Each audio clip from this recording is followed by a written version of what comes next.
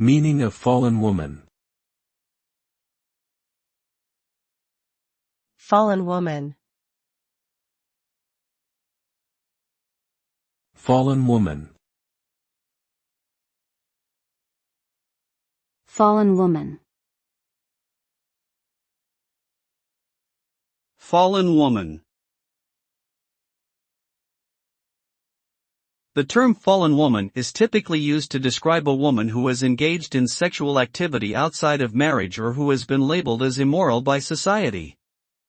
Historically, women who were labeled as fallen were often shamed, ostracized, or punished in some way for their actions. This label is rooted in patriarchal attitudes that view women's sexuality as shameful or sinful. However, modern feminists have challenged and rejected this label, arguing that women have the right to make their own choices about their bodies and should not be judged or punished for their sexual behavior.